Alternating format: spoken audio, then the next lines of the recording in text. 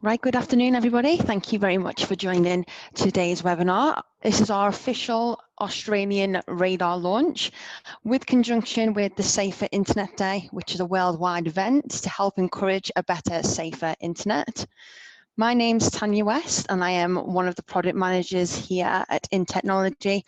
I've been working with Smoothwall for over 3 years now. Doing the demonstration, I do have one of our solution managers, Dave Waring. I will let him introduce himself later on in the discussions, but I just wanted to introduce the team. And just to give you a quick run through of who InTechnology are. So we've been going around for about 20 years. It's actually our anniversary this year. And we are a true value added distributor located across Australia. So we do have offices in Sydney, Melbourne. Our headquarters are here on the Gold Coast, and we do have presence in Asia as well in our Manila office. So we are very focused on the reseller channel, but myself and Dave, we do work with a lot of end users and a lot of schools here in Australia. Just to give you a bit of an overview of other vendors we do represent here in region. So if you are looking for other vendors, we do work with Absolute, which track and freezes devices, which could be great for schools with devices that need to be tracked. Also, we do work with MediaPro, which is security awareness training. So if you do need to educate your staff on safer internet, I would definitely recommend looking at our MediaPro product. And also, well, Malwarebytes is definitely one to consider for ransomware protection. So what I'll do now is I'll hand it over to Dave, who's going to provide you the overview of Radar today. Thanks, Dave. Thank you very much, Tanya. Let me just make sure that she's muted because she's sat next to me, and we don't want multiple Daves. That's never a good thing. Good afternoon, everybody. My name's Dave Waring. I'm the solution manager for Smoothwall here in Asia Pacific. I work alongside it in technology, doing a variety of different things. And I'd like to first of all welcome you all to and say Happy Safer Internet Day. 5th of February is a couple of things. It's a Chinese New Year. Lunar New Year is also today, but the thing which we're focusing on is Safer Internet Day. It's a great kind of thing to be involved with, and we're going to be talking about that, and then we're going to be talking about a number of things to do with digital well-being and safeguarding, how those kind of things are coming to the fore. We're going to introduce Smoothwall as a company as well, and the reason why Smoothwall is kind of advocating and supporting Safer Internet Day here in Australia and New Zealand is really around how we are positioned as a safeguarding and an education-focused digital security company. And we want to look at some of the tools which we can use to deploy when addressing some safeguarding issues. But let's get on with the kind of stuff which we're here today, which is the Safer Internet Day stuff. So for those of you who are not aware, or might be a little bit confused of why we're talking so much about Safer Internet Day, it's a global thing. It's something which is recognized the world over. And obviously what we're trying to do is just make the internet a better, safer, and more tolerant kind of place to be. And that really starts in education, making sure the young people are educated in becoming good digital citizens and have the right kinds of tools and manners and etiquette when approaching digital life. And the kind of four things which digital Safer Internet Day is kind of fostering is the respect, the responsibility, the reasoning and resilience which goes behind online activity. And I would encourage you to look at what Safer Internet Day has done. Here in Australia, it's advocated by the Office of the E-Safety Commissioner. And they've been doing they've got some great resources on their websites. We've been playing around with selfie masks this morning, although we're not showing them in the presentation today. We've kind of been looking at how respect and responsibility is used in kind of digital activity. And the other thing which I would really encourage anybody who's interested in promoting good digital activity in the classroom is the SIDS 2019 virtual classrooms. This looks like it's a really good initiative, getting real life people talking to our young people about being good digital citizens, being safe online, making sure that what they're doing as they go forward into adulthood and into the working world is correct and proper. So it really is our pleasure to kind of support Safer Internet Day. And obviously it does dovetail with what we do with our safeguarding and wellbeing products. So I think what we're going to do first of all is kind of get an idea of what happens in your schools, your education institutions. This is mainly, I use these kind of webinars as a way of gathering information about people I'm engaging with. I talk to lots of organizations throughout my working week about digital safe being. But what I would like to do now is just kind of start a quick poll. I just want to run it for a few minutes, or for a couple of seconds. So if I can get time to start the poll now, what I'm looking to do is I want to actually find out which departments within your education organization are there who select and manage the safeguarding and wellbeing tools that you use. Now, it used to be that when I was growing up and when I was a young network and administrator, systems administrator, it was always the IT team which did this kind of stuff.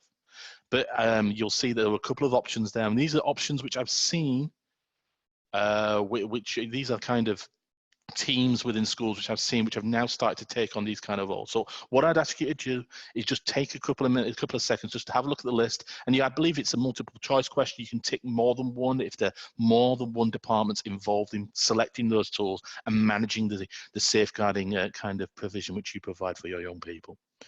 I can see a couple of answers coming in, and this is mainly it's interesting, is this? We're going to end the poll in probably another 10-20 seconds.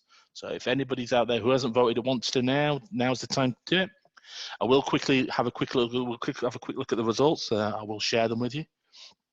And yep, okay. I think we'll end it there. I'm going to end the poll there. All right. Okay, let's quickly share the results. I don't think we had many people respond, but no matter what, it's interesting to take a look at those. And we can see that, it's still an IT activity. In a lot of cases, it's still the school's IT teams which are using and are providing these tools and are designed to actually manage them. And that's quite interesting in that it not necessarily should be an IT or technical people who are leading this kind of activity. As we go through the next couple of slides, we'll see why, because we're talking about things which are very, very important to our young people. They, in fact, have real life consequences. And the people involved in these activities, we think, should have the right kind of training and certainly the right kind of tools to help identify and respond to these real world events. So what do we mean by safeguarding? It's quite interesting to actually go through and actually see the kind of breadth of issues and topics which we are considering as being part of digital wellbeing and safeguarding. And they do kind of impact on real life, but they're usually negative. As we can imagine, we're trying to make sure that our young people are safe. And so therefore, when we're looking at things like suicide and self-harm or drug misuse, it might be forms of discrimination and even racism or various types of intolerance, or indeed those cyberbullying leading to real-world violence. There's various kind of behaviors which we're trying to capture here. And what we're trying to do is capture or get hold of the indicators that this behavior, which is often hidden, is actually going on. I mean, when we talked to the eSafety Commissioner about Safer Internet Day, they came to us with some statistics which we found quite startling. And that's that 1 in 5 of our young people are experiencing some form of online prejudice or cyberbullying. Or 1 in 4, that's a quarter of our young people who are actually being contacted by people they do not know whilst online. This must be of concern to everyone who's involved in the welfare of young people. Exposing our young people to such a wide and adult-focused internet is something which needs to be addressed. My own research whilst preparing for our radar launch in this webinar today has led to a couple of other statistics which you might find quite startling. In most of the states in Australia, we have young people who are reporting high levels of psychological distress. More than a third in most cases of states, sorry, let me clarify, more than a third of the young people polled in our states are experiencing these high level of distress. And these can obviously have real world consequences in terms of their ability to function in the school, their ability to function within home life or in a wider society, and can lead to more greater kind of problems relating to proper mental illness, so low self-esteem, self-harming and actually damaging themselves, and in certain circumstances it's true to people actually looking to take their own life. Cyberbullying is another one which is also quite important. The majority of people, majority of schools, which we are, which are being polled and have been researched in this particular area, are showing indications of online bullying. Just like bullying in the playground, or face-to-face physical bullying, or we know it takes place, and we know that people are suffering from this. We can be assured that most schools out there are actually having this kind of activity happen, whether it's been detected or not.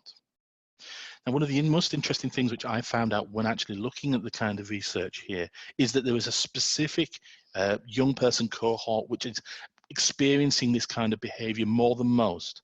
So although we've got people who are in prep or in kindy going up to year 6, which are suffering this, or indeed people who are more senior high school age, years 10, 11, 12, who are kind of moving away either from compulsory mandatory education into TAFE and workplace, or up to university. But it's the younger kind of high school people, people ages 10 to 15, who experience the most aggravated and most cases of online bullying and cyberbullying.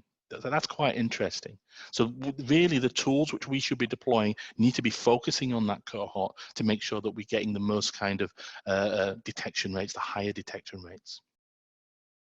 It would be a bit of a miss to say that when looking at schools, that we're just talking about the young people. Obviously, schools are workplaces for teaching and non-teaching staff, and teachers, by their very nature, are they have very stressful jobs. It's quite clear, that nearly over 40% of Australian teachers who were polled were actually reporting high levels of occupational stress, and that's borne out by the fact that WorkClaim and WorkCover are showing teachers are being the most likely kind of occupation to be showing mental stress claims. So being able to detect safeguarding issues isn't just for the young people, it's also for the adults in our organizations as well. Why do we need to detect this? Well, this is kind of key to everything which we're talking about today, and what Safer Internet Day is about, is being able to get early intervention. If we can detect things at a very early stage, or as early a stage as possible, we can hopefully prevent some quite serious real-world consequences. Being able to look for those indicators of behavior, which might indicate that there's a certain kind of mental health issues going on, or things which might be concerning in terms of person's psychological makeup, will help us prevent self-harm and suicide real-world events occurring. If we can identify users who are particularly vulnerable due to family circumstances, or due to their personality, or the kind of exposure which they're having in their curriculum and social lives, we can hopefully stop those people from developing problems such as drug addiction or alcoholism. And if we can look at these telltale bullying or name-calling, profanity kind of activities, we can hopefully prevent these from manifesting themselves into more real-world violence and kind of law enforcement issues. So what I'm trying to show here with this slide with the tree is early indications of behavior is critical to your to the safeguarding posture within your education establishment.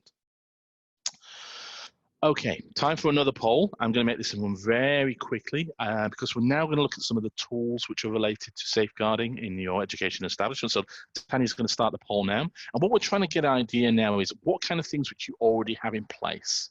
Now, it could be that you guys all don't have any provision at all. So although we might be sharing some of the results here, what we might actually have going on is, we're not going to show anyone's names or anything like that. And it could be that you don't have any kind of filtering or kind of safeguarding provision within your education establishment at all. It could be that the actual tools which you have are integrated with your web filter or firewall, so they are kind of sat on the network there and doing monitoring of traffic as they go past.